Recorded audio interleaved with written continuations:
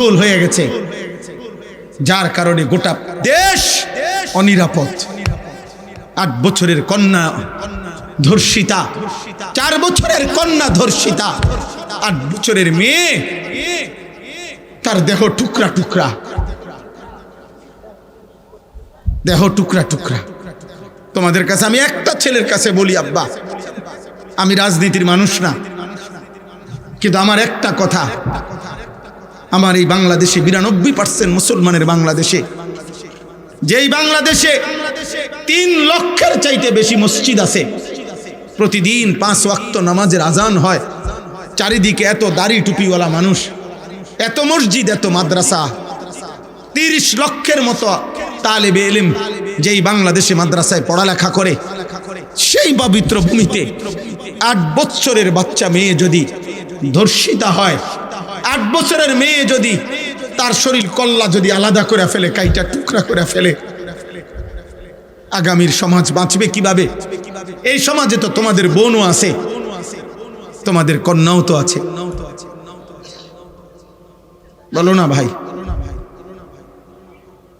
তোমাদের বোনরাও তো এই সমাজেই বড় হবে, তোমাদের কন্যারাও তো এই সমাজে বড় হবে। ওদের নিরাপত্তা কোথায়? ওদের নিরাপত্তা কোথায়? তোমরা কি শুরু করছো কও? দিন নাই রাত নাই, এই এক মোবাইল নিয়ে তোমরা কি শুরু করছো বাবা?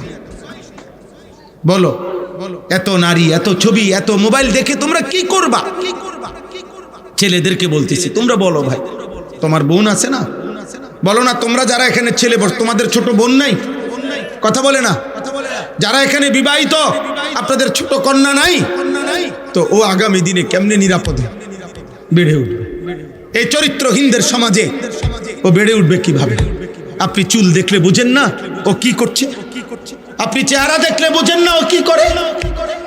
1 ওয়াক্ত নামাজের সেজদা যার কপালে নাই, তো এই গাদ্দার যে একটা ওয়াক্ত নামাজ পড়ে না, এই নিকৃষ্ট নাফরমান তো আল্লাহকেই কিছু মনে করে না, ওই আপনারই কি মনে করবে?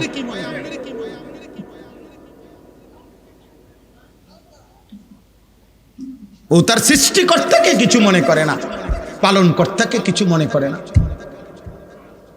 আপনারা মনে করতেছেন যেমনে পারি জিফুতের লেগা, হালাল হারাম, জায়েজ না জায়েজ, ঠকাইয়া ধোকা দিয়া যেমনে পারি পয়সা রোজগার করে তাগর জন্য ঘর দুয়ার রাখা যাইতে পারলে আমিও নিশ্চিত ওরাও কামিয়াব। না রে আব্বা, মোবাইল হাতে ধরে রাখলে, ধৈর্য ধরতে না পারলে, সবরের সাথে শুনতে না পারলে, উনিও চলে গেলে পারে। আমার ব্যক্তিগতভাবে এটা কোনো নির্বাচনী প্রচারণা না, জনসভা না, আমার কোনো দল ভারী করা না, যে ধীরে ধীরে আমার জনপ্রিয়তা বাড়াচ্ছি, দল ভারী করতেছি, এমন কিছু। আল্লাহর কথা বলা উদ্দেশ্য, কম কিংবা বেশি কোনো অসুবিধা নাই, কম কিংবা বেশি কোনো অসুবিধা নাই। কমের কাছে বললেও সওয়াব, বেশির কাছে বললেও সওয়াব। আল্লাহর কথা বললেই নেকি, শুনলেই নেকি, আয়োজন করলেই নেকি। এই পুরো প্রজেক্টটাই লাভের প্রজেক্ট, লসের কোনো প্রজেক্ট।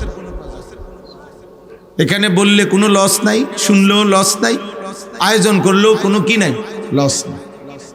আল্লাহর পথে যা কিছু ব্যয় হয় ওখানে কোনো লস হয় না, লস হয় না, এখানে লাভেই লাভ।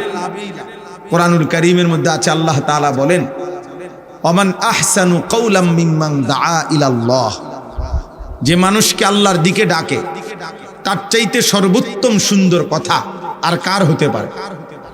অর্থাৎ তার চাইতে সুন্দর কথা আর কারণ, সবচেয়ে সুন্দর দামি কথা হচ্ছে ওই কথা যে কথা দ্বারা কেউ মানুষকে আল্লাহর দিকে ডাকে, আল্লাহর দিকে ডাকে।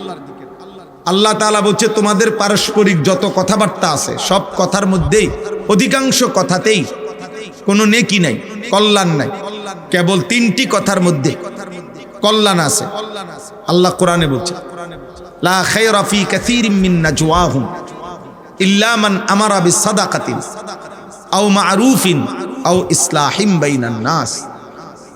আল্লাহ তাআলা বলেন, তোমাদের অধিকাংশ কথাবার্তার মধ্যে কোনোই কল্যাণ নেই, কেবল তিনটি কথার মধ্যে কল্যাণ আছে। এক নাম্বার, যে কাউকে আল্লাহর পথে খরচ করতে বলে, ভাই আল্লাহ সম্পদ দিছে, আপনি জাকাত দেন, কোরবানি করেন, হজ করেন, মসজিদ মাদ্রাসায় দান করেন, এতিম গরিব অসহায় বঞ্চিতকে দান করেন। এই যে আল্লাহর পথে খরচ করতে যে বলে, কাউকে বুঝায় বলে, তার বলতে গিয়ে যত শব্দ সে বলছে তাকে সবটার মধ্যে নেকি আছে। 2 নাম্বার, আও মারুফিন, আল্লাহ তাআলা বলেন যে অন্যকে যেই কোনো নেক কাজের কথা বলে, ওযু, নামাজ, সূরা, কেরাত, হজ, কুরবানি, যাকাত, এই ছেলে, এই বেটা, বেয়াদব কোথাকার,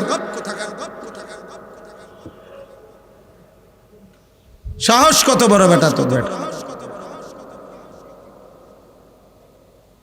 নিষেধ করার পরে আবার লাইট জ্বালাই যাবে, মোবাইল ধরে রাখছে। ভাই তোমরা বসবা কিনা? না বসো আব্বা, কিছুক্ষণ বসো, কিছুক্ষণ বসো বাবা, আবার যাইও না, এখানে বও, কিছুক্ষণ বও, অল্প সময় বসো। কেউ আমরা রাত চুক্তি বসি নাই এখানে। আপনারা যেমন চলে যাবেন আমরাও চলে যাব। সারাদিন আমরা রোজা রাখছি, কয়েকদিন টানা রোজা রাখছি, আবার গিয়ে সেহরি খাইতে হবে বাসায়। তাহলে এই জন্য বললাম, কেউই আমরা লম্বা সময়ের জন্য বসি নাই, অল্প সময়ই কথা।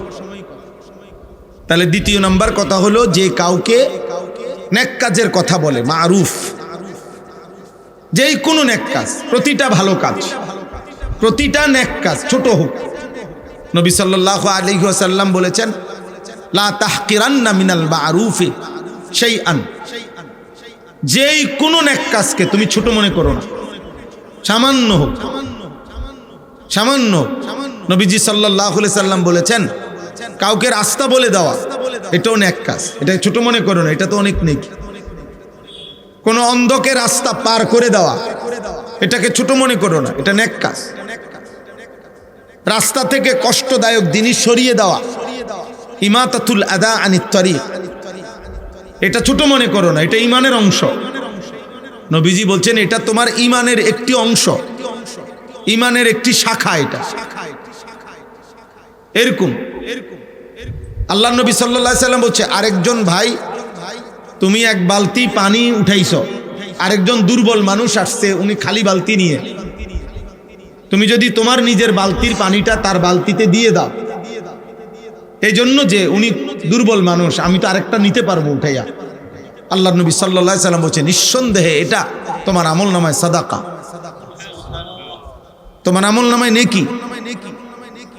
নবীজি সাল্লাল্লাহু আলাইহি সাল্লাম বলছে, তুমি যদি তোমার একটা ভাইয়ের সাথে হাসি মুখে সাক্ষাৎ করো, কথা বলো, শুধু হাসি দিয়ে হাসি মুখে তাকাইছো, ওয়ালাউ আন তালকা আখাকা বিওয়াজহিন তালকিন, হাসি মুখে তাকাইলা, মোলাকাত করলা, আল্লাহ নবী বলছে এটাও সাদাকা। তাইলে ছোট থেকে ছোট ভালো কাজকে ছোট মনে করতে নাই, এটাও আখিরাতে নেকি। আল্লাহ তাআলা বলেন, এর মধ্যেও খায়ের, কল্যাণ আছে, ছোট্ট কাজ হোক, এক জাররা হোক। 3 নাম্বার হলো আও ইসলাহিম বাইনান নাস, 3 নাম্বার হলো যে মানুষের মাঝে ইসলাহ করে দেয়, সংশোধন করে দেয়, মানুষের বদ আখলাকি, অসৎ আচরণ ঠিক করে দেয়, গুনার আচরণ ঠিক করে দেয়, ঝগড়া বিবাদ মীমাংসা করে দেয় ইত্যাদি। যেই কোনো গুনার আচরণ সংশোধন করে দেয়, এ ভাইয়া এটা ঠিক হচ্ছে না। একজন মুসলমান, মিথ্যা বলার কথা না, তুমি একজন মুসলমান, তুমি প্রতিদিন সুদ খাইতে পারো না, তুমি মুসলমান, তুমি প্রতিনিয়ত ওজনে কম দিতে পারো না, তুমি মুসলমান, এভাবে বেনামাজি জীবন তুমি কাটাইতে পারো না। এইভাবে যে কাউকে ইসলাহ করে, সংশোধনের চেষ্টা করে, পরিবর্তনের চেষ্টা করে, আল্লাহ তাআলা বলেন তার প্রত্যেক কথার মধ্যেই নেকি আছে। সুবহানাল্লাহ। তাহলে কয়টা হলো? 3টা। 1 নাম্বার হলো যে কাউকে আল্লাহর পথে খরচ করতে বলে, 2 নাম্বার হলো যে কাউকে যে কোনো নেক কাজের কথা বলে, 3 নাম্বার হলো যে মানুষের মাঝে সংশোধন করে, ইসলাহ করে দেয়। আল্লাহ তাআলা বলেন এই কাজগুলো যে করবে আমি আল্লাহ ওয়াদা দিলাম যদি আমার সন্তুষ্টির জন্য করে আমি তাকে সর্বশ্রেষ্ঠ বিনিময় জান্নাত দান করব। ওমান ইয়াফআল যালিকা বিতিগা মারদাতিল্লাহ ফাসাউফা নুতিহি আজরান আযীমা। যে কাজগুলো করবে আমি আল্লাহ তাআলা সন্তুষ্টির জন্য যদি করে থাকে আমি তাকে সর্বশ্রেষ্ঠ বিনিময় জান্নাত দেব। এই জন্য অল্প হোক বেশি হোক নেক কাজ, নেক কাজের পরিবেশ, নেক কাজের মজমা, এর মধ্যে লাভই লাভ, এখানে লসের কিছু। এই জন্য নওজোয়ান ভাই, কিশোর ভাই, প্রিয় সন্তান, সবার কাছে অনুরোধ আল্লাহর কথা মনোযোগ দিয়ে শুনলে ভালো হবে, ভালো হবে। বুঝার নিয়তে শুনলে বরকত হবে। 24 ঘন্টা খামখেয়ালি অবহেলা এটা কোনো জীবন না। সারাদিনে আপনি বুঝেন না, কখনোই বুঝেন না আল্লাহকে, ইসলামকে। এটা আসলেই অসভ্যতা, মূর্খতা, বর্বরতা। এটা শয়তানের ওয়াসওয়াসা, এটা ইচ্ছাপূর্বক গাফলতি, খামখেয়ালি। আপনি কখনোই বুঝেন না, আপনি বুঝতেই চেষ্টা করেন, আপনি পাত্তাই দেন না। এটা অসভ্যতা, এটা গোঁড়ামি, এটা গাদ্দারি, এটা সীমা লঙ্ঘন, এটা বাড়াবাড়ি আব্বা।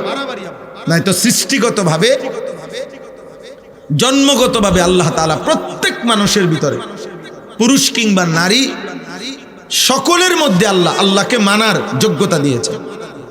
সৃষ্টিগত যোগ্যতা এটা। মানুষ অন্যান্য কর্মের অনেক কিছু শিখে, বয়সে শিখে। দুনিয়ায় অনেক কিছু মানুষ শিখে, এ বেটা রিক্সা চালাইতে পারে, ও অটো চালাইতে পারে, ও সিএনজি চালাইতে পারে, ও গাড়ি চালাইতে পারে, ও বিমান চালাইতে পারে, ও পড়াইতে পারে। এগুলা পরবর্তীতে শিখছে দুনিয়াতে উপার্জনের জন্য, চলার জন্য।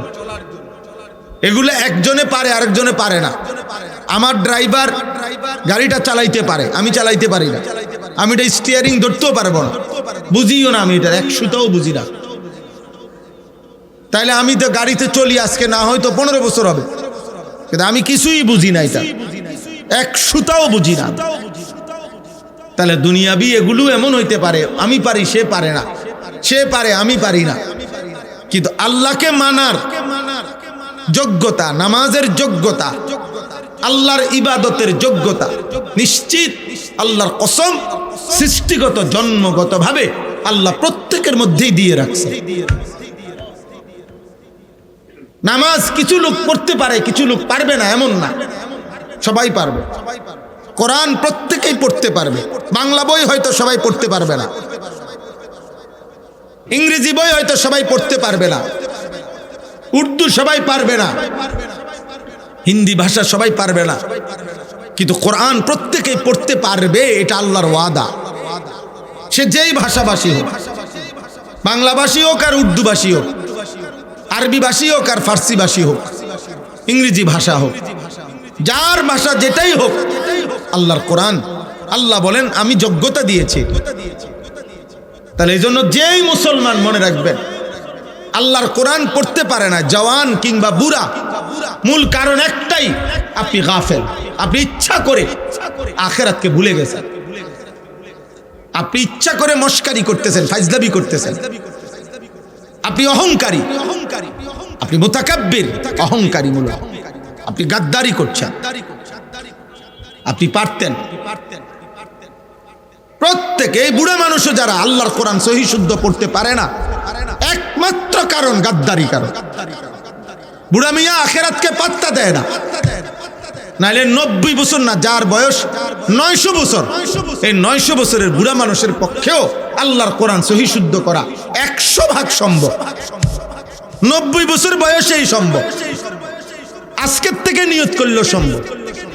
কিন্তু উনি মূলত কথা হইল উনি শিখবে না, উনার কথা হইল আমি আমার মতো চলবো।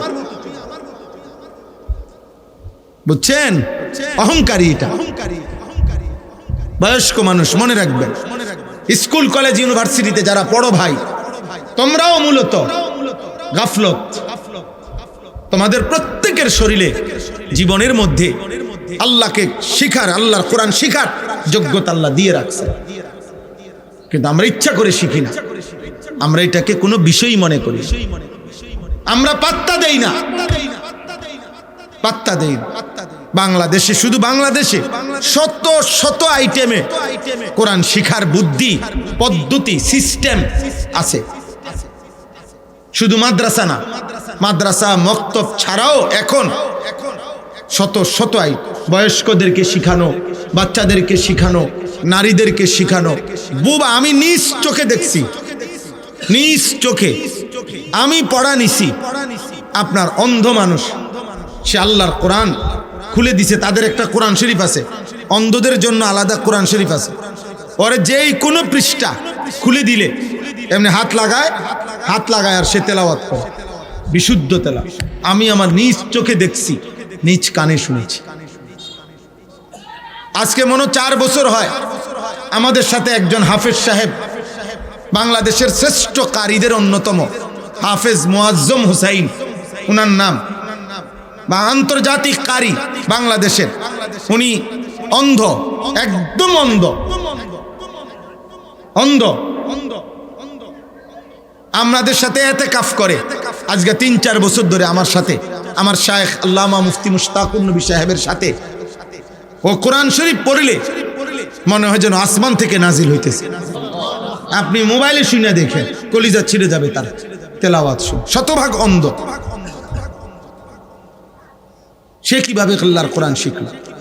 এবং আরব দেশের বড় বড় কারি যারা, ওনাদের লাহানে তেলাওয়াত করতে পারে একদম বিশুদ্ধ। আর বুড়া মিয়া হুদা জানে বন খাইতো, বুড়া মিয়া জানে শুধু গপ মারতো, বুড়া মিয়া জানে শুধু চা দোকানে বিড়ি খাইতো, রঙের কথা কয়। বুড়ো হইয়া গেছি তো, বুড়ো হইয়া গেছিলেন আপনার কি জোয়ান হইতেননি? আপনি এখন শিখেন, আপনি এখন শিখেন। 10টা বছর আপনার হায়াতে অবসর ছিল, শেষ বয়স 20 বছর মনো বেকার কাটাইছে, কোনো উপার্জনও করে নাই, সংসারে কামও করে না, শুধু চা দোকান আর গুম। উনি ইচ্ছা করলে পারতো না? কথা বলেন না কেন? আপনি একটা একটা শব্দ শিখেন, একটা একটা শব্দ শিখেন না ইমাম সাহেব থেকে। আলহামদুলিল্লাহ এটাই শিখেন আজকে। একটা শব্দ 3 দিন পড়েন। রব্বিল আলামিন, রব্বিল আলামিন, রব্বিল আলামিন, এই পড়া শেষ। এটাই 10 বার পড়ে যান না। কতক্ষণ দরকার? 10 মিনিট? না না, দৌড়াইয়ে সাদওয়ানে যাবে, দৌড়াইয়ে টেলিভিশন। হ্যাঁ, মিথ্যা বললাম, নাহলে প্রতিবাদ করেন। এখানে অনেক মুরব্বী আছেন, সামনে দাঁড়াইয়া প্রতিবাদ করেন। আপনি পারবেন না? আমার লগে চলেন, ফ্রি পড়ামো আপনি। আমার সাথে আজকে চলেন গাড়িতে, আমার মাদ্রাসায় খাইবেন, ঘুমাইবেন, ফ্রি পড়ামো। আমার মাদ্রাসার উস্তাদ আছে, আমি পড়াবো, আপনারই শিখাবো, আপনি সময় দেন। সম্ভব, 100 ভাগ সম্ভব। কিন্তু মূল কারণটা কি? ও আখিরাত লাগবে না। এ জোড়াতালি দিয়ে যে নিজের বুঝ মতো যা করে মনে করছে এটাই আখিরাত। না রে বাবা, আখিরাত অনেক লম্বা, হাসরের ময়দান অনেক লম্বা। হাসরের ময়দান 50,000 বছর। কোরআনের আয়াত 50,000 সানা। আল্লাহ তাআলা কোরআনে বলছে হাসরের ময়দান লম্বা হবে 50,000 বছর। তাহলে হাসরের ময়দানের হিসাব চলবে 50,000 বছর। আপনি কি মনে করছেন 60 বছরের এক এক সেকেন্ড, 40 বছরের এক এক সেকেন্ডের হিসাব, লম্হা, মুহূর্ত, পলক, চোখের একটা পলকের হিসাব আল্লাহর কাছে দিতে হবে, যত সময় লাগে। লা তাজুলু কাদামা ইবনে আদম। আল্লাহর নবী সাল্লাল্লাহু আলাইহি সাল্লাম বলেছেন, মিন ইনদা রাব্বিহি হাত্তা ইউসআলা আন খামস।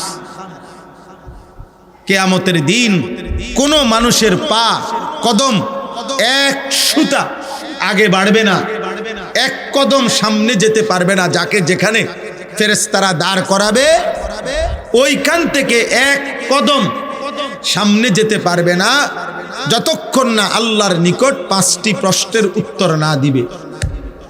আন উমরিহি ফিমা আফনাহু, 1 নাম্বার প্রশ্ন করবে আল্লাহ, বান্দা আমি যেটুকু হায়াত দিছি পুরা হায়াত কোথায় শেষ করেছ? একটা মিনিট করে করে বলো, একটা সেকেন্ড করে করে বলো বান্দা আমার হায়াত কোথায় শেষ করেছ। ছেলের আব্বা তোমাদের কাছে অনুরোধ, আব্বা 1 ঘন্টা সময় আমি গড়ির দিকে তাকায় আসি, 1 ঘন্টা সময় আমার অনুরোধ, মনোযোগ দিয়ে শোনো। প্রিয় ভাই, উঠাউঠি করো না, একজন আরেকজনের সাথে কথা বলো না, তুমি তাকায়া থাকো, না বুঝলেও তাকায়া থাকো। নওজোয়ান, বরকত হবে, বল আল্লাহর কথা বরকত হবে, নবীজির কথায় বরকত হবে। আমি অনুরোধ করছি ভাই, দয়া করে কেউ উঠাউঠি করেন না, নড়াচড়া করেন না এবং এলোমেলো করেন না। তাহলে 1 নম্বর এটা জবাব দিতে হবে। তাহলে আপনি শেষের এই 10 বছর, আপনারা চাচারা বলেন তো, আপনারা যারা প্রতিদিন এক নিয়মে চা দোকানে বসে বসে গল্প করেন, কি শুনেন, কি বলেন, এত ফান কেন খান, এত বিড়ি কেন খান বলেন? আপনি বল, একজন মানুষ, বয়স্ক মানুষের, পৃথিবীর কোন মানুষ বলেন আপনারা কত খিলি পান খাইতে বলছে আপনারে? কে বলছে? কত খিলি বলছে? আমি হারাম বলতেছি না, নাজায়েজ বলতেছি না। প্রশ্ন হইল এটা কি ফায়দায় খাচ্ছেন? শারীরিক কি উপকার, মানসিক কি উপকার, আখিরাতের কি উপকার, সংসারের কি উপকার, জিফুতের কি উপকার, আমনের কবরের কি উপকার? আপনি কেন চা দোকানে বসে আছেন? আপনি কি করছেন ওইখানে? কি দেখতেছেন? টেলিভিশনের ওই নর্তকী দেখেন কেন? বেহুদা কথা শুনেন কেন? ফালতু কথা বলেন কেন? না হয়তো শুনেন কেন? আপনি ঘুমান নাই তো? আপনি তাসবিহ পড়েন, একবার সুবহানাল্লাহ পড়লে আল্লাহর নবী বলছে উহুদ পাহাড়ের চাইতে ভারী নেকি হয়। কয়বার পড়লে? সুবহানাল্লাহ একবার। নবীজি বলছে আযমু মিন উহুদের চাইতে ভারী নেকি। একবার সুবহানাল্লাহ বললে নবীজি বলছে নাখলাতুন ফিল জান্নাহ। সুবহানাল্লাহ, নবীজি বলেন একবার সুবহানাল্লাহ পড়লে ইমানদারের জন্য জান্নাতে একটা খেজুর গাছ রোপণ করা হয়। একবার পড়লে কত সুযোগ ছিল। আল্লাহর কোরআনের একটা অক্ষর পড়লে একটা অক্ষরে 10টা করে নেকি হয়। নবীজি হিসাব করে বুঝাই দিয়েছেন, ভাঙ্গা বলে দিয়েছেন যে আলিফ লাম মিম, এখানে একটা অক্ষর না বরং 3টা অক্ষর। আলিফ লাম মিম 3 অক্ষরে 30টা নেকি, 30টা নেকি। তাহলে আপনি হিসাব করেন কুল হুয়াল্লাহু আহাদ এই সূরার মধ্যে কয়টা অক্ষর, কয়টা নেকি? আলহামদুলিল্লাহ সূরার মধ্যে কয়টা অক্ষর, কয়টা নেকি? কত বড় সুযোগ ছিল। ছেলেরা উপার্জন করে, ওনার আর এখন আগের মতো রোজগার করতে হয় না, এখন আর কামাই রোজগারির ঝামেলা নাই। এটা তো আল্লাহর নিয়ামত। এই সময়টা তো পুরোপুরি জিকিরে, তাসবিতে, তেলাওয়াতে, মসজিদে, আল্লাহর ঘরে, আল্লাহর প্রিয় বান্দাদের কাছে, আলেম ওলামার কাছে জীবনটা শেষ করা, কাটানো উচিত না? না দুধ দিয়ে জায়গা সাধু, গুইরাই সাধো কান, গুইরাই বেহুদা কথাবার্তা, অনর্থক অনর্থক। এ পান খায়, সুপারি খায়, বন খায়, বিড়ি খায়, বুট খায়, মুড়ি খায়, বেহুদা। আহা, বয়স্ক মানুষ।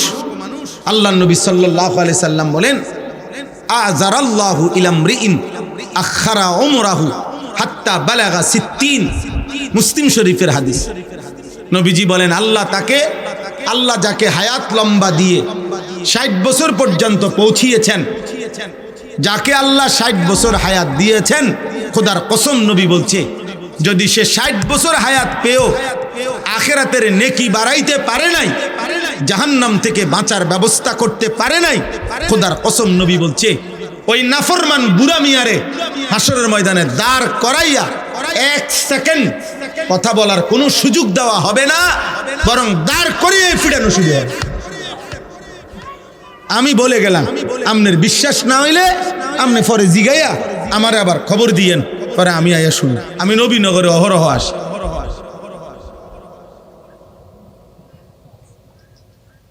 60 বছর হায়াত পেয়েও জান্নাতের পুঁজি নিতে পারল না। 60 বছর হায়াত পেয়েও কবরের সামান আখিরাতের নেকি বাড়াইতে পারলেন না। আর কত হায়াত দিত? 60 বছরে কতগুলো রাত গেছে, 60 বছরে কতগুলো দিন গেছে, 60 বছরে কতগুলো ঘন্টা গেছে, কতগুলো মিনিট গেছে। সুবহানাল্লাহ। আল্লাহ তাআলা আমাদেরকে বুঝার তৌফিক দান করেন। প্রিয় ছেলেরা, বাবা, এবার তোমরা শোনো, তোমরাও শোনো ভাই। তোমাদের জন্য মূল কথা এটা কিতাবের মধ্যে লিখছে যে ইয়া মা'শারাশ শাবাব, হাসান বসরি রাহমাতুল্লাহ আলাইহি বলেন, হে যুবক, প্রতিদিন তুমি লক্ষ্য রেখো, তুমি তাকাইয়া দেখো গাছ থেকে ফলের গাছে যে ফুলগুলো ফুটে, প্রথম যে ফুলগুলো বের হয় সবগুলো ফুল ফসল ফলে পরিণত হয় না। যতগুলো আমের ফুল বের হয় অতগুলো আম হয় না। 2 নম্বরে এরপরে যেগুলো আম হয় ততগুলো বড় হয় না। 3 নম্বরে যতগুলো বড় হয় ততগুলো পাকে না, বরং ঝরে যায় বেশি, থেকে যায় অল্প। অতএব হে যুবক, তোমার আশেপাশে 2-4 জন বৃদ্ধ দেখে হযরত হাসান বসরি বলেন, তুমি ভেবো না তুমিও ওই পর্যন্ত পৌঁছবা, কারণ ঝরে যায় বেশি, থেকে যায় কম, থেকে যায় কম। এই জন্য সর্বযুগে পৃথিবীতে, যেই কোনো যুগে পৃথিবীতে মনে রাখবেন, যেই কোনো বাড়ি, পাড়া, মহল্লা, যেই কোনো ঘর, সংসার, ফ্যামিলি, যেখানে দেখেন কিশোর, যুবক, নওজোয়ান, এই বয়সী যে পরিমাণ, বয়স্ক, বৃদ্ধ তার চাইতে অনেক কম। এটা একটা স্বাভাবিক পৃথিবীর নীতি। আমগো এই বাড়ি, মনে করেন, আমি আমার একটা উদাহরণ দেখাই। আমার বাপ চাচারা 4 জন ছিল। আমার বাবা চাচা মিলা 4 ভাই ছিলেন ওনারা। তাহলে আমার বাপ চাচা 4 ভাইয়ের, ওনারা 4 জনের, আমার বাবা, আমার জ্যাঠা, আমার ছোট চাচা 2 জন। তাহলে ওনারা 4 জনের ছেলে মেয়ে। আমরাই, আমার আব্বার ঘরে আমরা আছি 8 জন ভাই বোন। তাহলে আমাদের 4 জনেরই, আমার আব্বার ভাইদের সবাই মিলে 4 জনেরই সন্তান যা, সবাই আলহামদুলিল্লাহ। একজন মাত্র আমার বড় জ্যাঠার একজন ছেলে শুধু মারা গেছে। আমার বড় একজন জ্যাঠতো ভাই মারা গেছে এই পর্যন্ত, এই মধ্যে। আর বাকি 4 ঘরের ভাই বোন সবাই বাইচা আছে এখন আলহামদুলিল্লাহ। তাইলে আমরা বাপ চাচা 4 ফ্যামিলির ছেলে মেয়ে প্রত্যেকেই এখনো আছে, একজন বাদে। কিন্তু আমার বাপ চাচার মধ্যে শুধু আমার ছোট চাচা বাইচা আছে। তাহলে বয়স্ক আছে কয়জন? 1 জন। কিন্তু তাদের বংশধর আছে কমপক্ষে 30 জন। মানে এই যে হিসাব, তাহলে ছেলেরা যে বিবেকবান দোস্ত, সবাই একরকম বুঝবান না। নারী, ছবি, মোবাইল, বন্ধুদের আড্ডা, অসৎ দৃশ্য, অশ্লীলতা, বেহায়াপনা, ইবলিসের আঁকড়াইয়া ধরা, আল্লাহকে সেজদা না দেওয়ার কারণে যার উপরে প্রতি মুহূর্তে আল্লাহর লানত পড়ে, এরম অসংখ্য অভিশপ্ত মানুষের কলিজা বন্ধ হয়ে যায়। যার ফলে পাথর তার উপরে দিলেও, পাহাড় তার বুকের উপরে রাখলো, তার কলিজার নড়ে না। এটা আল্লাহর লানত। এই জন্য অনেকের আছে যে যার মাথার উপরে যদি পাথরও দেওয়া হয় বুকের উপরে, সে নড়বে না। তার কথা যে আমি বুঝবো না, আমি সেজদা দেব না, আমি আল্লাহকে মানবো না। সোজা কথা। আমার উপরে যদি হিমালয় পর্বত আমার উপরে ফেলা হয়, আমারে যদি আটলান্টিক মহাসাগরও ডুবাই দেয়, আমি নাফরমানি ছাড়ব। এটা হলো যে আল্লাহ যার কলিজা মোহর মেরে দিছে, মোহর মেরে দিছে আল্লাহ। কোরআন শরীফে আছে, আল্লাহ নবীজিকে বলছে, বন্ধু, কেউ যখন পাপের সীমা লঙ্ঘন করে, আমি আল্লাহ তাকে 3টা শাস্তি দেই। 1 নাম্বার, আমি তার কান এবং তার অন্তর মোহর মেরে দেই, তার চোখের সামনে পর্দা ফেলে দেই। আল্লাহ বলেন তখন মনে রাখবেন বন্ধু, ওই নাফরমানকে হেদায়েত দিবে আর কেউ থাকে না, আর কেউ থাকে না। আব্দুল কাদের জিলানীর বাপ কবর থেকে আসলো, আর তারে হেদায়েত দিতে পারবে? হেদায়েত দিতে পারবে? এজন্য লাগাতার গুনাহ, এটা বহুত বড় বিপদের বিষয়। গুনাহ আমারও আছে, আপনারও আছে। গুনাহ দুই রকম। এক হলো ব্যক্তির গুনাহ হয়, হোঁচট খায়, কিন্তু আবার সে শুধরায় আনে। ভুল হয়েছে বুঝে আবার ঠিক করে নেয়, আবার সংশোধন করে নেয়। আরেকটা হলো লাগাতার গুনাহ, মিথ্যা বলে প্রতিদিন, ওজনে কম দেয় প্রতিদিন, সুদ খায় প্রতিদিন, কিস্তি নেয় নিয়মিত, ওজনে কম দেয় প্রতিদিন, ফজরের নামাজ পড়ে না একদিনও, গালি দেয় প্রতিদিন, খোদার 365 দিন একরকম পাপ। ওই নাফরমান শুধু পাপী না, বুঝা যায় আহা তার কপাল বড় মন্দ। হতে পারে আর কোনো দিন, আহারে আল্লাহ, আল্লাহ যদি আর না ফিরায়, এই নাফরমান আর কোনোদিন আল্লাহর পথে হয়তো ফিরবেন। কিস্তিতে কিস্তিতে জীবন শেষ, সুদে সুদে হায়াত শেষ, মদে মদে হায়াত শেষ, জুয়া খেলতে খেলতে হায়াত শেষ, নাটক আর সিনেমার নর্তকী দেখতে দেখতে হায়াত শেষ, গালি দিতে দিতে হায়াত শেষ। আহা, আর কোনোদিন হয়তো নসিবে জুটবে না আল্লাহকে ডাকা, আর কোনোদিন নসিবে জুটবে না আল্লাহর ইবাদত করা। এজন্য নওজোয়ান ভাই, বাবা, প্রত্যেকের কাছে কথা এটা। গরম আমি জানি, আপনাদের কষ্ট হচ্ছে, আমি দেরি করছি না, কিন্তু এই কথাটুকু ধৈর্য ধরে শুনেন, এই কথাটুকু বুঝেন। ছেলেরা, বাবা, তোমরা বুঝতে শেখো, তোমরা বুঝতে শেখো, তোমরা ভাবতে শেখো। তোমার হায়াতের কদর তুমি করো। এই পৃথিবীর কেউর হাতে এক শব্দ দুই শব্দ বলবে হয়তো কেউ, কিন্তু সারাক্ষণ তোমারই নিয়ে পড়ে থাকবে এই সময় কারো নাই, কারো হাতে টাইম নেই। তোমার বাবারও কাম আছে, তোমার মারও ব্যস্ততা আছে, তোমার বড় ভাইয়েরও নিজস্ব কাজ আছে। এই সংসারে প্রত্যেকেরই আলাদা আলাদা ব্যস্ততা আছে। অতএব আমি যদি আমাকে নিয়ে না ভাবি, আমার ঈমান, আমার আমল, আমার আখিরাত, আমার কবর, আমার মিজান, আমার ফুলসিরাত, আমার হাসর আমি যদি না ভাবি, কে ভাববে? কে ভাববে বলেন? এজন্য আমরা প্রত্যেকেই, সময়ের বাস্তবতা হলো এখন আমরা বেশি অতিরিক্ত, সময়টা এখন এমন যে প্রত্যেকেই আলাদা আলাদা। ছেলে জানে না তার ডানে বামে আর কেউ তাকে যে ডাকবে, বাধা দিবে, এমন কেউ নাই, এমন কেউ নাই। মেয়ে তাকে টেনে ধরবে, কেউ নাই। মেয়ে মেয়ের মতো, ছেলে ছেলের মতো, মা মার মতো, বাবা বাবার মতো। যার কারণে আমরা প্রত্যেকে একসাথে পরিবার হয়েও ভিন্ন ভিন্ন। এই কারণে তোমাদের এই হালাত। আজ থেকে 30 বছর আগে, 20 বছর আগে এমন চিত্র বাংলাদেশে ছিল না। এত বেশি সংখ্যক একটি মহল্লায় বেনামাজি আগে এত ছিল না। এত বেশি সংখ্যক আল্লাহর নাফরমান আগে এত ছিল না। একটি গ্রামে একজন মানুষ যদি থাকতো অসৎ, কোন নারী বেহায়া, কোন পুরুষ লম্পট, তো পুরা গ্রাম তাকে ধইরা দেখা গেছে 10 গ্রামের মানুষের সামনে বিচার কইরা প্রকাশ্যে, এরপর অনেকের মাথার চুল কাটটাও গ্রাম সারা করে দিছে, তুই যে বাইরো। আজ আজ মহল্লাকে মহল্লা আমরা প্রত্যেকটা পুরুষ বাবা জেনে শুনে, অভিভাবক ছেলেটার হাতে একটা একটা মোবাইল তুলে দিছে। সবাই জানে দিবা নিশি আমার সন্তান অশ্লীল ছবি দেখে, উলঙ্গ ছবি দেখে, রাতভর নর্তকীর ছবি দেখে, নারী ছবি, অশ্লীল দৃশ্য দেখতে দেখতে এক একটা ছেলের, এক একটা মানুষের আখলাক, চরিত্র, যৌন চাহিদা হয়ে গেছে কুত্তার মতো, কুত্তার মতো, কুত্তার শুয়োরের মতো পাগল হয়ে গেছে।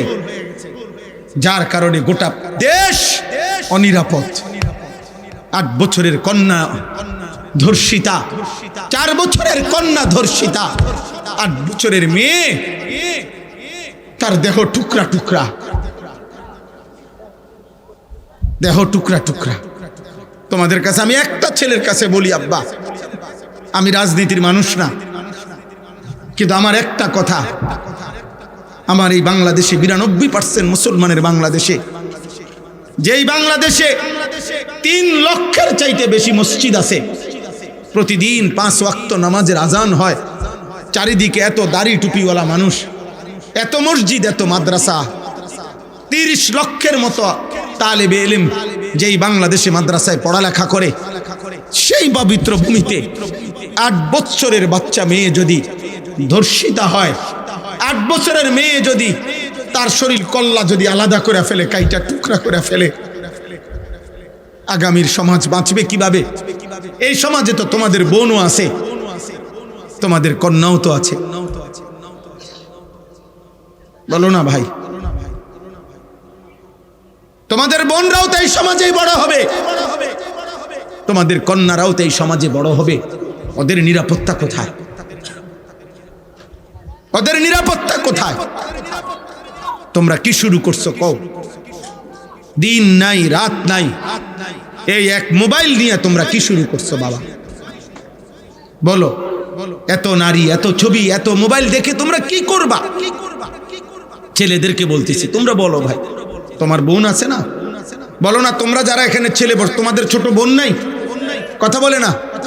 যারা এখানে বিবাহিত, আপনাদের ছোট কন্যা নাই?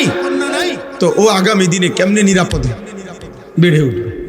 এই চরিত্রহীনদের সমাজে ও বেড়ে উঠবে কিভাবে? আপনি চুল দেখলে বুঝেন না ও কি করছে?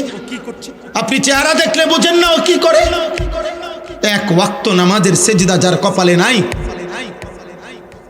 তো এই গাদ্দার যে একটা ওয়াক্ত নামাজ পড়ে না, এই নিকৃষ্ট নাফরমান তো আল্লাহকেই কিছু মনে করে না, ওই আমনেরই কি মনে করবে?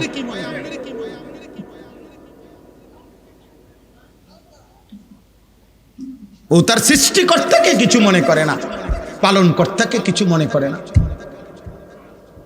আপনারা মনে করতেছেন যেমনে পারি জিফুতের লেগা, হালাল হারাম, জায়েজ না জায়েজ, ঠকাইয়া ধোকা দিয়া যেমনে পারি পয়সা রোজগার করে তাগর জন্য ঘর দুয়ার রাখা যাইতে পারলে আমিও নিশ্চিত ওরাও কামিয়াব। না রে আব্বা, মানুষের প্রকৃত পরিচয় ঈমানের কাছে, মানুষের প্রকৃত পরিচয় আখলাকের কাছে, আখলাকের কাছে। আপনারা যারা উপার্জন করেন, আপনারাও পাগল হয়ে গেছেন, আপনাদের টাকা দরকার শুধু, যার কারণে এটা সুদের হোক, এটা কিস্তির হোক, যেমনে হোক আমার টাকা লাগবে, আমার ফুদ বিদেশ পাঠাবো, আমি বাইক বিল্ডিং করব, আমি ঘরে ফার্নিচার কিনবো, আমি ঘরে টেলিভিশন কিনতে হবে, আমার টাকা দরকার। অতএব কিস্তি হোক, সুদ হোক, লোন হোক, যেমনে পারো টাকা লাগবে। সুদের টাকা দিয়া, কিস্তির টাকা দিয়ে যে সংসার গড়লেন, এই সংসার মানুষ হবে? কথা বলেন না কেন? বলে প্রতিবাদ করেন। হারামখোরের সন্তান মানুষ হবে কেমনে? সুদখোরের সন্তান মানুষ হবে কেমনে? কিস্তিখোরের সন্তান মানুষ হবে কেমনে? উপার্জনকারী হইতে পারে, মানুষ হবে কিভাবে? আমার কথা শক্ত মনে হইতে পারে, কিন্তু আপনি ইনসাফ করেন। আপনার বিবেক বলে আপনার কবরের জন্য আপনি নিয়ে যাচ্ছেন কি? আমরা যারা মরতে যাব, কবরে যাব, আপনার 4টা ছেলে একটাও নামাজ পড়ে না, আপনি কি নিয়ে যাচ্ছেন কবরে? আপনার ছেলের বউ পর্দা করে না, আপনি কি নিয়ে কবরে যাচ্ছেন? আপনার ঘরে প্রতিদিন রঙিন টেলিভিশন চলে, আপনি কি নিয়ে কবরে যাচ্ছেন? আপনি সুদের টাকায়, কিস্তির টাকায়, লোনের টাকায়, বিভিন্ন রকমের এনজিও তাদের কাছ থেকে টাকা নিয়ে আপনি আপনার ফ্যামিলি চালাইতেছেন। তো এই হারামের টাকা দিয়ে আপনি সংসার বড় করবেন কেমনে? বলেন না আব্বা? উত্তম আখলাক তৈরি হবে কিভাবে? প্রত্যেকটা ছেলের হাতে একটা একটা মোবাইল তুলে দিলে, মেয়ের হাতে একটা একটা বড় মোবাইল তুলে দিলে, ও আখলাক শিখবে কার কাছে? ও আখলাক শিখবে কার কাছে? এই জন্য কারো যদি বিবেক থাকে, আমরা বলে গেলাম, মনে রাখবেন ফেরিওয়ালা বলে যায়, কেউ মাল না কিনলেও ফেরিওয়ালা চিল্লানি বন্ধ করে না। ফেরিওয়ালা প্রত্যেক গলিতে গলিতেই তার মালের ঘোষণা দেয়, বলতেই থাকে, হতে পারে 3 ঘন্টায়ও একজন কাস্টমার মিলে নাই, তারপরেও ফেরিওয়ালা বলা বন্ধ করে নাই। আমরা ফেরিওয়ালা, আমরা বলে যাচ্ছি, আমরা আপনাদেরকে বলে যাচ্ছি, আপনারা দয়া করে ছেলেরা, বাবা তোমরা আল্লাহর দিকে ফেরো, তোমাদের এই চুল চেহারা ঠিক করো, তোমরা নারীর আকর্ষণ কমাও, মোবাইলের আসক্তি কমাও। বাবা এই সমাজ অনিরাপদ। প্রতিদিন বাংলাদেশে দুই জিনিসের বাংলাদেশে মহামারীর মতো, এক হলো ধর্ষণ, আরেক হলো পরকীয়া। মহিলার স্বামী আছে, মহিলা অন্য পুরুষ তালাশ করে, পুরুষের স্ত্রী আছে কিন্তু এই নাফরমান অন্য মহিলা তালাশ করে। আহা, এই সমাজ টিকবে কেমনে? ছেলে মেয়ের পরিচয় আসবে কোত্থেকে? হালাল হারামের পরিচয় আসবে কোত্থেকে? হ্যাঁ বলো বলো ভাই। আমি প্রত্যেক দিন চিল্লাই, তোমরা যারা এখন অবিবাহিত, আগামী 10 বছর পরে তোমরা বিয়ে করিলে তো তোমাদের যেই বিবি, তোমাদের জন্য যেই কন্যা আল্লাহ চাইতো বিবাহ করবে, তো সেও তো এই সমাজেই বড় হইতেছে। তো এই চরিত্রহীনদের সমাজে সেও যদি ছবি আর মোবাইল আর হারাম প্রেমে আসক্ত হয়, তো তুমি উত্তম স্ত্রী, নেককার পবিত্র নারী কোত্থেকে পাবে? আসমান থেকে? তাহলে আমাদের সবার ভালোর জন্য, আমাদের সবার কল্যাণের জন্যই আমাদের চরিত্রের পবিত্রতা দরকার, আমাদের জন্যই দরকার। আমাদের মোবাইলের নর্তকী আর ঘরের স্ত্রী এক কথা না। মোবাইলের নর্তকী তো দেখা শেষ করলাম, কিন্তু ঘরের বিবি তো সংসার করতে হবে। মোবাইলের নর্তকী যত খারাপ হোক চাইয়া শেষ করলাম, কিন্তু ঘরের স্ত্রী যদি 2 নম্বর হয়, তখন না বুঝবা জাহান্নামের আগুন কাকে বলে, তখন না বুঝবা দুনিয়া কত কষ্টের, কত কঠিন। তখন তো দুনিয়ার জীবনটা হয়ে যাবে জাহান্নামের আগুন। এই জন্য সবার কাছে বললাম, আপনারা আপনাদের স্ত্রী, ছেলে মেয়ে, ভাইয়া তোমরাও, ভাই বোন সবাই মিলে আল্লাহর দিকে ফেরো। বাবা আল্লাহর দিকে ফেরো। আমি শুধু একজন বক্তা হিসাবে বলি নাই, আমি আমার অন্তর থেকে বললাম, তোমরা এই চুল চেহারা, এই লেবাস, এই পোশাক, এই সারাদিনের এই চলাফেরা, এটা সুন্দর না আব্বা। অনেক ছেলে এখানে যে কয়জন বসছো, অধিকাংশ ছেলে এই চেহারা দেখে বোঝা যায় বেনামাজ। আহা আব্বা, নামাজ ছাড়া জীবনের কোনো মূল্য নেই। যে কপাল সেজদা দেয় না, যে সেজদা বিহীন কপাল, হ্যাঁ আমরা বলেন যারাই নামাজ পড়ে না, তারা কি আল্লাহর হুকুম নামাজ পড়া, আর যে নামাজ পড়ে না তো সে আল্লাহর হুকুমকে পাত্তা দেয় না, তার মনের ইচ্ছা মতো চলে? কথা বলেন না? সবাই বলেন।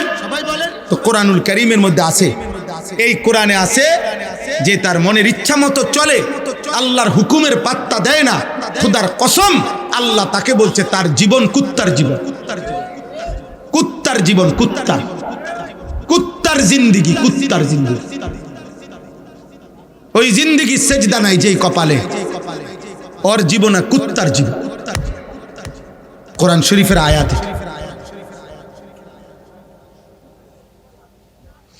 ফামাসালুহু কামাসালিল কালব, আল্লাহ বলছে তার জীবন, তার উদাহরণ কুকুরের মতো, কুকুরের জীবন। বলো ভাই, তাহলে এই পরিচয়ে খুশি? বেনামাজি ভাই বলো, এই পরিচয়ে খুশি তো তুমি? এই পরিচয়ে ভাল লাগছে তো? আল্লাহ যারে বলছে কুত্তার জীবন, পৃথিবীর অন্য মানুষে কি বলে তা দিয়ে আসবে কি যাবে? সৃষ্টিকর্তা বানানেওয়ালা কোম্পানি, যেটা ওনারা যদি, যারা বানায় কোম্পানি যদি বলে এটা 2 নম্বর, বাকি মানুষ এটা 1 নম্বর করলে কি লাভ? তো যিনি সৃষ্টিকর্তা তিনি বললেন তোর জীবন কুত্তার জীবন, তো অন্য কেউ তোমারে অন্য আরো অনেক কিছু করলে কি লাভ? বললে বুঝেন নাই কথা? আমাদের নবী সাল্লাল্লাহু আলাইহি সাল্লাম ইন্তেকালের পূর্বে শেষ কথা বলেছেন নামাজের কথা। উম্মত নামাজ। হযরত ওমর ইন্তেকালের পূর্বে শেষ কথা বলেছেন নামাজের কথা। হযরতে খুবাইব শাহাদাতের পূর্বে শেষ কথা বলেছেন নামাজের কথা। ইমামে হুসাইন শাহাদাতের পূর্বে শেষবারের মতো কারবালার প্রান্তরে সবার সামনে তিনি নামাজের সেজদা দিয়ে বলছিলেন, আমি আল্লাহকে সেজদা করছি, অতএব হে আমার বিরোধীরা, তোদের যার মঞ্চে আমারে হত্যা কর, খুন কর, আর অসুবিধা নাই, আমি সেজদা দিয়ে এসেছি, নামাজ আদায় করে ফেলছি। আমি সেজদা দিলে মুমিনের আর কোনো অতৃপ্তি থাকে না, অতৃপ্তি থাকে না। আমরা কিতাবে পড়ছি নামাজের সালাতের মূল অর্থ হইল আগুনে পুরাইয়া বাঁকা কাঠ সোজা করা। এই জন্য যে ব্যক্তি 5 ওয়াক্ত নামাজ পড়ে সে যেন প্রতিদিন নিজেকে আগুনে পুরাইয়া সোজা রাখে। এই জন্য বুজুর্গানে দিন মুহাদ্দিসিনে কেরাম বলে 5 ওয়াক্ত নামাজে মনে হচ্ছে যে যেন নিজেকে আগুনে পোড়াইয়া সোজা রাখছে, তো দুনিয়াতে যে নিজের আগুনে পোড়াইছে নামাজের মাধ্যমে, তো আশা করা যায় আল্লাহ তাআলা তাকে দ্বিতীয়বার জাহান্নামের আগুনে পোড়াবে না। অপেক্ষা করো ছেলেরা, বেনামাজি নাফরমান, অপেক্ষা করো। ভাতে তো খাও, আমরাও ভাত খাই। রাতে হইলে তুমি ঘুমতে যাও, আমরাও ঘুম যাই। আমাদেরও বিবি আছে, আমাদেরও 4টা সন্তান আছে, আমাদেরও বিল্ডিং আছে, আমাদেরও সোফা আছে, আমাদেরও ফ্রিজ আছে, আমাদেরও এসি আছে, আমাদেরও গাড়ি আছে। আমরাও বাজার সদাই চিনি, আমরাও চাল ডাল মাছ ভাত গোশতই খাই। অতএব দুনিয়া ইমানদার নাফরমান স্বাভাবিকভাবেই ভোগ করছে, কিন্তু আখেরাত, কবর, মৃত্যুর পর কথা বলেন কি হবে সেদিন বলেন। এজন্য হারাম উপার্জন বন্ধ করেন, সুদের টাকা বন্ধ করেন, কিস্তির টাকা বন্ধ করেন, অবৈধ উপার্জন বন্ধ করেন। নিজেদের মা বোনদেরকে বুঝান, অভাবে পড়ে গেল আল্লাহর কাছে বলেন, আল্লাহর কাছে বলেন, চোখের পানি ফেলেন। আমরা সেই নবীর উম্মত যেই নবী আমাদের, যার ঘরের চুলায় কসম আম্মা জান আয়েশা রাদিয়াল্লাহু তাআলা আনহা নবীজির স্ত্রী বলছেন 3 মাসে কোনোদিন, 3 মাস টানা নবীজির বিবি বলছেন আমরা 9 জন বিবি নবীর ছিলাম, কারো ঘরে টানা 3 মাসে কোনোদিন চুলায় রান্না করা কোনো খাবার জোটে নাই।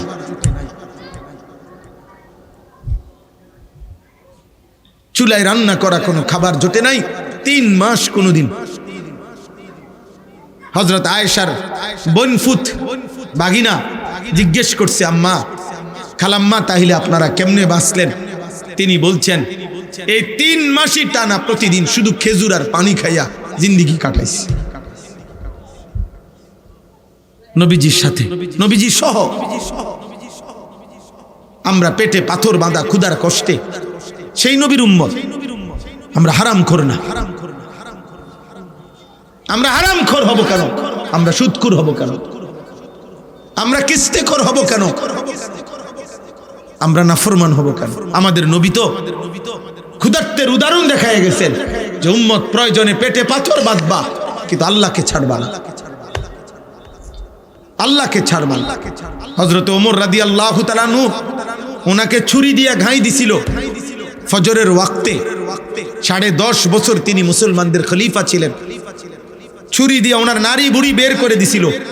এই নারী বুড়ি দিয়া মুখ দিয়া খাবার ওষুধ দিলে এদিক দিয়া বাইর হইয়া যাইত। আল্লাহর কসম কিতাবে আছে, এই অবস্থায় চাপ দিয়া নারী বুড়ি ধইরা রাখাও 3 দিন তিনি বাইচা ছিলেন। এরপরেও ওই 3 দিন তিনি এই অবস্থাতেও 5 ওয়াক্ত নামাজ তিনি আদায় করেছেন।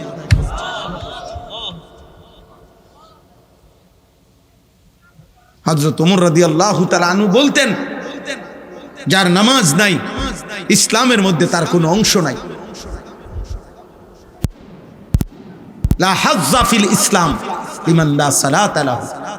যার কপালে সেজদা নাই ইসলামে তার কোনো। দোস্ত, ফাইজলামি না করে উঠে গেলে ভালো। এই ছেলে, এই বেয়াদব, উঠে গেলে ভালো। বেটা, আব্বা উঠো, অনেকক্ষণ হয়ে গেছে, এতক্ষণ দুষ্টামি ছাড়া থাকে কেমনে? যাও আব্বা, চলে যাও। আরো অনেকেই উঠছে, তুমি উঠে যাও।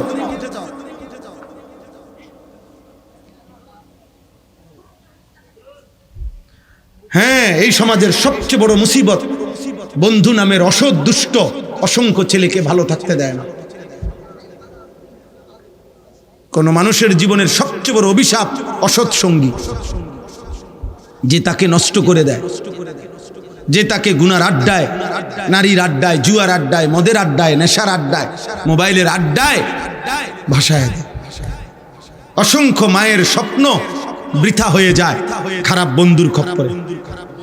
অসংখ্য বাবার স্বপ্ন বৃথা হয়ে যায় অসৎ সঙ্গের কারণে।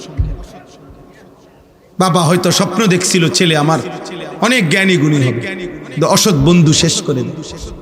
মা হয়তো স্বপ্নে দেখছিল, অনেক স্বপ্ন নিয়েছিল, বুকের মানিক আমার 2 বছর দুধ পান করাইছি, আশা ছিল মার, কিন্তু ওই বন্ধুদের খপ্পরে পড়ে নিয়ন্ত্রণ হারা।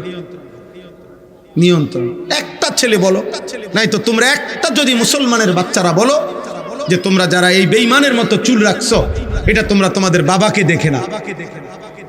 এই চুল তোমরা তোমাদের বাবার দিকে তাকাইয়া রাখো নাই, তোমার দাদা, তোমার নবী, তোমার মসজিদের ইমাম, তোমার প্রতিষ্ঠানের শিক্ষক, আর স্কুলের কোন ছাত্র বলো, একটা স্কুলের ছেলে বলো, তোর স্কুলের যে টিচার বেটা, ওই টিচারের মাথারও তো এমন চুল নাই, তাহলে তুই কোন বেঈমানের থেকে এই চুল নিলি?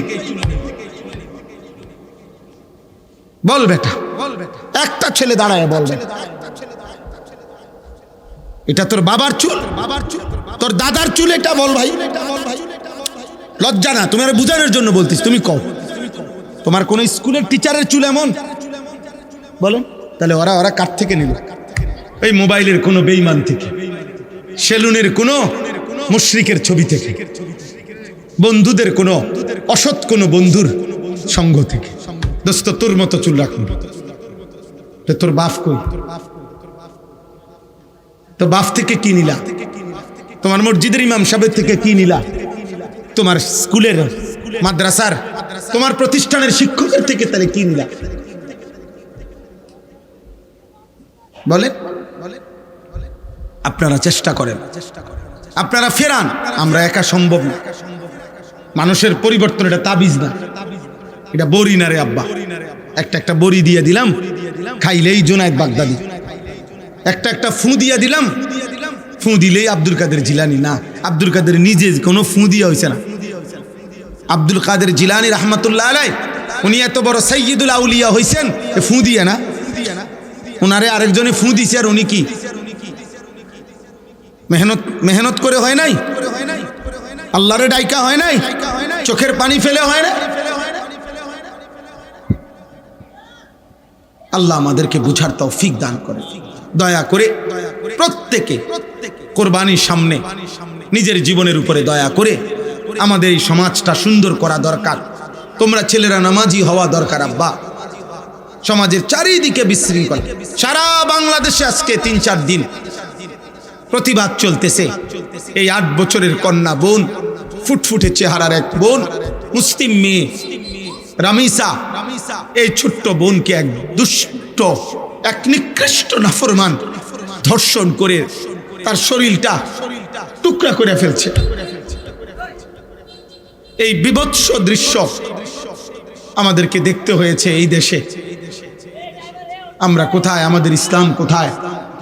এত মসজিদ, এত মাদ্রাসা, এত আজান। আহা, আগামী দিনে আমাদের কারো ঘরে নিরাপদ থাকবে না। এই জন্য প্রত্যেকটা যুবক, প্রত্যেকটা মুসলমান দল মতের ঊর্ধ্বে উঠে আমাদের প্রত্যেকের দাবি, এ কথা স্পষ্ট করা উচিত যে আমরা আমাদের এই বাংলাদেশে ধর্ষক ব্যভিচারীর শাস্তি প্রকাশ্য দিবালোকে সবার সম্মুখে দেখতে চাই। আমরা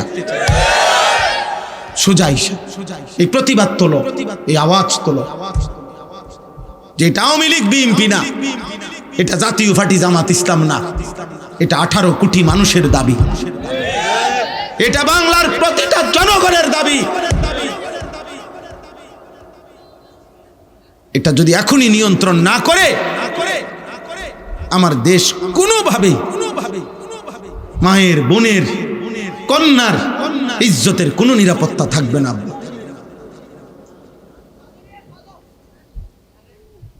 তোমরা চিন্তা করে দেখো তোমাদের সমাজ। আমি এবার একটা কথা বলি, আমি একবারও কিছু বলি নাই, শুধু আমি ইচ্ছা করে বোঝানোর জন্য যে ভাই দেখো যে এইখানে যে ছেলেগুলো এতক্ষণ ধরে দুষ্টমি করতেছে এরা মুসলমান, এদের নিশ্চিত মা বাবা আছে, এরা এই সমাজেই বড় হয়েছে, কিন্তু আল্লাহর কোরআন মাহফিল কোনো কিছুই এদের হৃদয়ে এক জাররা কোনো আসর করে না। বুঝছনি ভাই? না কিছু বলার দরকার নাই, কিন্তু তোমাদের বিবেক যে আমাদের সমাজের পতন অধপতন কোথায় গেছে? কোনো মসজিদ, কোনো মাহফিল, কোনো মাদ্রাসা, কোনো আজান, কোনো কিছুই আমাদের এই নতুন জেনারেশনের হৃদয়ে দাগ কাটে না। তাহলে আমাদের ভবিষ্যৎ কি? এভাবে আগামী 10 বছর পরে আমরা কোথায় যাব? আমাদের 10 বছরের বাচ্চা যদি নিয়ন্ত্রণ হারা হয়, আমাদের 14 বছরের বাচ্চা, এত ছোট বাচ্চাও যদি আমাদের নিয়ন্ত্রণ হারা হয়, যে আমাদের বাবা চাচা মুরব্বী কারো কথাই শুনে না, তাহলে আমাদের ভবিষ্যৎ কি? আল্লাহ আমাদেরকে বুঝার তৌফিক দান করেন, আল্লাহ আমাদেরকে সুস্থতার হায়াত দান করেন। আমি সবার কাছে অনুরোধ করলাম, আল্লাহকে ভালোবাসা দরকার। এই আয়াত, 2টা আয়াত শুধু পড়ছি, তর্জমা বলি তাইলে কথা শেষ। আল্লাহ তাআলা বলেন, একটু শোনেন শুধু এবার, ওয়াল বুদনা জাআলনাহা লাকুম। আল্লাহ বলেন কুরবানির জন্য যেই প্রাণীগুলো নির্ধারণ করা হয়েছে, এগুলো আমি আল্লাহ নির্ধারণ করেছি। যেই প্রাণীগুলো দিয়ে কুরবানি দেওয়া হয়, এগুলো দিয়ে কুরবানি দেওয়া যাবে, এই সিদ্ধান্ত, এই নির্ধারণ কে করেছেন? আল্লাহ। মিন শাআইরিল্লাহ। আল্লাহ বলেন যেই প্রাণীগুলো কুরবানির জন্য নির্ধারিত হয়, মানুষ যখন সিদ্ধান্ত নেয় এই গরুটা আমি কুরবানি করব, এই ছাগলটা আমি কুরবানি করব, আল্লাহ বলেন সাথে সাথে এটা আমি আল্লাহর নিদর্শন হয়ে যায়, আমার হয়ে যায়। কোরবানির প্রতিটা প্রাণী কার? আল্লাহ বলেন আমার, আমার এটা আমার হয়েছে। এরপরে আল্লাহ বলেন লাকুম ফিহা খাইর। মনে রেখো বান্দা, কোরবানির মধ্যে তোমাদের জন্য রয়েছে শুধুই কল্যাণ। এখানে এক জাররা লস কিছুই না। খুশি খুশি কোরবানি করো, কোরবানির মধ্যে তোমাদের জন্য কল্যাণই কল্যাণ, কল্যাণই কল্যাণ, কল্যাণই কল্যাণ, মানে লসের কিছু নাই। এটা পুরাটাই লাভের প্রজেক্ট। কোরবানির পুরা প্রজেক্টটাই কিসের প্রজেক্ট? লাভের, লাভের, লস নাই এখানে, লস। নবীজি সাল্লাল্লাহু আলাইহি সাল্লাম ওনার মেয়ে ফাতেমাকে বলছে, ফাতেমা, কোরবানির প্রাণীর 1 ফোঁটা রক্ত মাটিতে পড়তেই আল্লাহ তোমার পেছনের জিন্দেগীর সব গুনাহ মাফ করে দিন। নবীজি বলছেন, হে আমার উম্মত, কোরবানির রক্ত জমিনে পড়তেই আল্লাহ তাআলার নিকটটা পৌঁছে এবং তোমার জন্য নির্ধারিত নেকি বরাদ্দ হয়ে যায়। নবীজি বলছেন, কোরবানির প্রাণীর শরীর, গোশত, শিং, চামড়া, এমনকি পায়ের যে খুর, ওইটা সহ পুরাটা কিয়ামতের দিন তোমাদের আমল হিসাবে মিজানের পাল্লায় নেকির জন্য তুলে দেওয়া হয়। সুবহানাল্লাহ। তাহলে লস কোথায়? লস আছে কোনো? আল্লাহ তাআলা নিজে বলছেন লাকুম ফিহা খাইর ফাযকুরুসমাল্লাহি আলাইহা সাওয়াফা। অতএব সারিবদ্ধভাবে একটার পর একটা যখন কোরবানির প্রাণী জবাই হবে, প্রত্যেকবার তোমরা আমি আল্লাহর নাম, আমার জিকির, আমার নাম উচ্চারণ করিও। সুবহানাল্লাহ। মানে বারবার বলো বিসমিল্লাহ, আল্লাহু আকবার, আল্লাহু আকবার। আল্লাহ বলেন, বান্দা, তোমাদের একটার পর একটা প্রাণী জবাই হবে আর আমার নাম বলবা, আমি এতেই খুশি। আমি তোমাদের মুখে আমার নাম শুনবো। ফাইদা ওয়াজাবাত জুনুবুহা। অতঃপর কোরবানির কাজ যখন পূর্ণ শেষ হবে, আল্লাহ তাআলা বলেন পুরাটা গোশত আমি 1 ফোঁটাও নেব না। ফাকুলু মিনহা। পুরা গোশতই তোমরা নিজেরাই নাও, তোমরাই খাও। ওয়া আতইমুল কানিআ ওয়াল মু'তার। আত্মীয় স্বজনকেও খাওয়াও, গরিব দুঃখীকেও খাও। কাযালিকা সাখখারনাহা লাকুম লাআল্লাকুম তাশকুরুন। আল্লাহ বলেন এই প্রাণীগুলো কুরবানির জন্য আমি তোমাদেরকে দিয়েছি। কেন? আবার খাইতে অনুমতি দিছি কেন? যেন তোমরা আমি আল্লাহর শুকর আদায় করতে পারো।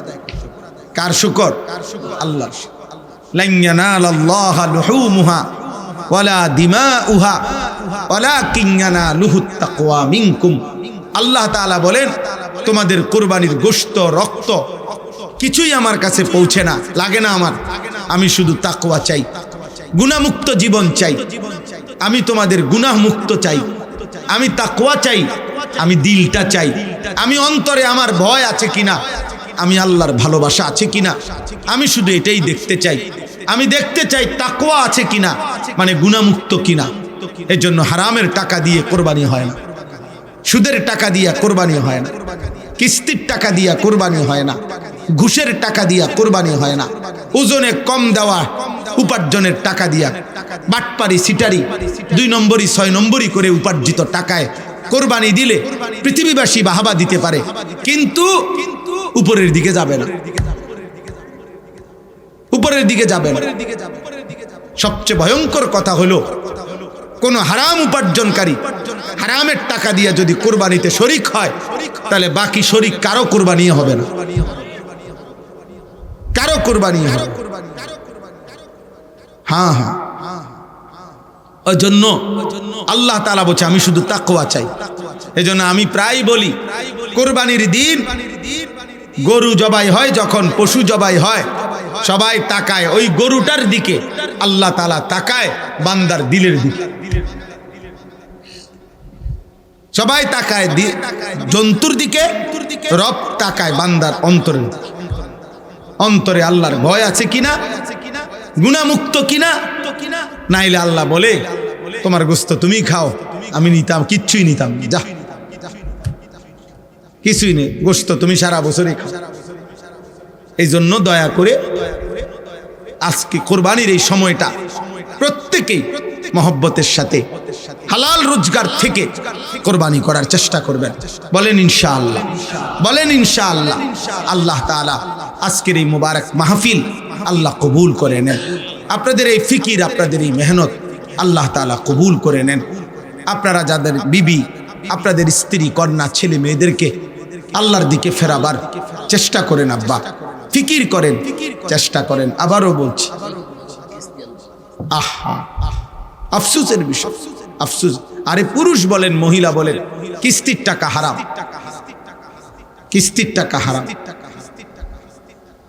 সাফ কথা। আপনি রাগ হইলেও কিছু করার না, আপনি মানা করে দিয়েন যে এমন হুজুর আর আইন না, অসুবিধা নাই।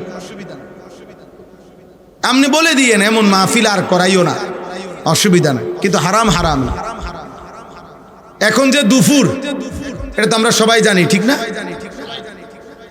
এখন যে দুপুর, এখন যে দুপুর নাকি কি এখন আমাদের সবার কাছে রাত কিনা এখন না, এই ঠিক সুদ, কিস্তি সর্বসম্মতিক্রমে হারাম।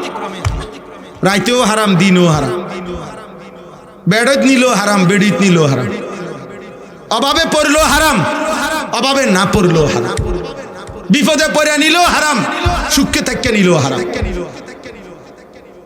বলে তো আমি চলবো কিভাবে? এই পৃথিবীর কোটি কোটি মুসলমান এখনো এই হারাম ছাড়া বিপদের মুহূর্ত চলতেছে। ওরা যেমনে আপনিও, আপনার মালিক হারায় যায় নাই, আপনার আল্লাহ নাউজুবিল্লাহ হারায় নাই। আপনার আল্লাহ আছেন, তাকে চোখের পানি দিয়া, সেজদা দিয়া, রাত গভীরে একাকিতে কাঁদেন আর আল্লাহকে বলেন, আল্লাহ আমারে অভাবে ফেলিয়েন না, আমারে বিপদে ফেলিয়েন না, আপনি আমারে দেন মাওলা। আপনি দিলে বাধা দিবে কে? আপনি না দিলে দেবে কে? নবীজির সাহাবারা অভাবের মুহূর্তে, ঋণের মুহূর্তে নবীজির কাছে দোয়া চাইছেন, নবীজি দোয়া শিখাইছেন, আল্লাহুম্মা ইন্নী আউযু বিকা মিনাল হাম্মি ওয়াল হাযান ওয়া মিনাল আজজি ওয়াল কাসাল ওয়া মিনাল জুবনি ওয়াল বুখল ওয়া মিন গালাবাতিদ দাইনি ওয়া কাহরির রিজাল। নবীজি দোয়া শিখাইছেন, আল্লাহুম্মা কফিনি বিহালালিকা আন হারামিক ওয়া আগনিনি বিফদলিকা আম্মান সিওয়াক। সাহাবী বলছেন, নবীজির এই দোয়া আমি পড়তে থাকলাম, অল্প সময়ের ভিতরে যে আমি অভাবী ছিলাম, পরের বছর আমি নিজেই আমার সম্পদের বরকত হয়েছে, আমি যাকাত আদায় করলাম। আমি নিজে মানুষকে দিলাম। আল্লাহ তাআলা আমাদের সবাইকে হিম্মত দান করেন।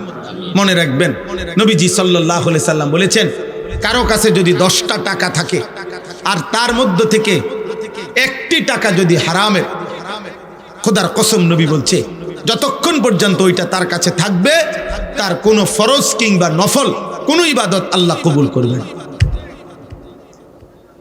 অতএব আপনারা আল্লাহর দিকে ফিরেন, আল্লাহকে নিয়ে থাকেন, আল্লাহর ইবাদত করেন, হালালের উপরে চেষ্টা করেন, হিম্মত করেন। আল্লাহ আছেন, আল্লাহ আপনার প্রয়োজন পূরণ করবেন ইনশাআল্লাহ। আল্লাহ আপনাদের সবাইকে তৌফিক দান করেন। আলহামদুলিল্লাহি রাব্বিল আলামিন। আল্লাহুম্মা আনতাস সালাম ওয়া মিনকাস সালাম। তাবারাকতা ইয়া যাল জালালি ওয়াল ইকরাম ইয়া আরহামার রাহিমিন, ইয়া আরহামার রাহিমিন, ইয়া আরহামার রাহিমিন। ربنا ظلمنا أنفسنا وإن لم تغفر لنا وترحمنا لنكونن من الخاسرين. ربنا آتنا في الدنيا حسنة وفي الآخرة حسنة وقنا عذاب النار. ربنا وآتنا ما وعدتنا على رسلك ولا تخزنا يوم القيامة إنك لا تخلف الميعاد. رب ارحمهما كما ربياني صغيرا. ربنا هب لنا من أزواجنا وذرياتنا قرة أعين واجعلنا للمتقين إماما. مولاي كريم, রাত অনেক গভীর মাওলা, মেহেরবান মালিক, আপনি আমাদের জিন্দেগীর সমস্ত গুনাহ মাফ করে দেন, পেছনের জীবনের সব গুনাহ মাফ করে দেন, আগামী জীবন আপনি সুন্দর করে দেন, ঈমান আমল দান করেন, ইজ্জত আফিয়ত দান করেন, তাকওয়া তাহারত দান করেন, হিম্মত ইস্তেকামত দান করেন, ইখলাস দান করেন, সেজদাওয়ালা কপাল বানিয়ে দেন, কাঁদনেওয়ালা চোখ বানিয়ে দেন, সিকিরওয়ালা জবান বানিয়ে দেন, মোহাব্বতওয়ালা দিল বানিয়ে দেন, সুন্নতওয়ালা জীবন বানিয়ে দেন। আল্লাহ আল্লাহ, জীবনের প্রতিটা ক্ষণ আপনাকে মেনে চলার তৌফিক দান করেন। আল্লাহ, কত রাত গেছে মাওলা, আপনাকে একটা সেজদাও দেই নাই মাওলা। কত রাত গেছে মাওলা, আপনাকে একটা সেজদাও দেই নাই। কত দিন পার হয়ে গেছে, একটা সেজদাও দেই নাই। তবু আপনি রিজিক বন্ধ করেন নাই, আলো বাতাস নিঃশ্বাস আপনি বন্ধ করেন নাই। আপনি মেহেরবান, আপনি গফফার, আপনি গফুর, আপনি রহমান, আপনি রাহিম, আপনি সত্তার, আপনি মাফ করে দেন, আপনি মাফ করে দেন। আল্লাহ, কিশোর যুবক ছেলেগুলোকে মাফ করে দেন। আল্লাহ, নওজোয়ান ছেলেগুলোকে নামাজি বানিয়ে দেন, চরিত্রবান বানিয়ে দেন, উত্তম আখলাকওয়ালা বানিয়ে দেন। মোবাইল আর নারীর আসক্তি থেকে আল্লাহ হেফাজত করেন। আল্লাহ, সমস্ত কবরবাসীদেরকে মাফ করে দেন, কিয়ামত পর্যন্ত কবরের আযাব মাফ করে দেন, কবরগুলোকে জান্নাতের টুকরা বানিয়ে দেন। অসুস্থ বিমারি যারা শিফা করে দেন, প্রত্যেকের হালাল রুজি রোজগারে বরকত দান করেন। শহরে বন্দরে প্রবাসে বিদেশে প্রত্যেকের নিরাপদে রাখেন, সহি সালামতে রাখেন। বাবা চাচা বয়স্ক মুরব্বীদেরকে নেক আমল আরো করবার তৌফিক দেন। মা বোনদেরকে পর্দা পুশিদা দান করেন। আবেদা সালেহা মা ফাতেমা রাবেয়া বসরিয়ার মতো বানিয়ে দেন। আল্লাহ, হারাম রোজগার হারাম উপার্জন থেকে আমাদেরকে হেফাজত করেন। সুদ ঘুষ কিস্তি হারাম রোজগার থেকে আল্লাহ প্রতিটা মুমিন পুরুষ নারীকে আপনি হেফাজত করেন, আপনি হেফাজত করেন, আপনি মাফ করে দেন। আজকের এই মাহফিল আপনি কবুল করে নেন। আল্লাহ, নওজোয়ানদের এই আয়োজন আপনি কবুল করে নেন। আগামী দিনেও আল্লাহ এমন সুন্দর ইন্তজাম করার তৌফিক দান করেন। আল্লাহ, অনেক প্রবাসী ভাই এই মাহফিলে সহযোগিতা করেছে, পরামর্শ দিয়েছে। আল্লাহ, বিদেশের জমিনে প্রত্যেকের নিরাপদে রাখেন, সহি সালামতে রাখেন। আল্লাহ মাহফিলখানা কায়েম দায়েম করে দেন। একটা টাকার সহযোগিতা, এক বিন্দু ভালোবাসাও যে দিয়েছে তাকে উত্তম বিনিময় দান করেন। উলামায়ে কেরামকে হায়াতে তাইয়্যিবা আফিয়া দান করেন। আল্লাহ উলামায়ে কেরামকে উম্মতের ফিকির দান করেন। আল্লাহ গত কুরবানি মহব্বতের সাথে আদায় করবার তৌফিক দান করেন। হারাম রোজগার থেকে বিরত থেকে হালাল উপার্জন থেকে কোরবানি আদায় করার তৌফিক দান করেন। আল্লাহ সকলকে কবুল আর মনসুর করেন। রব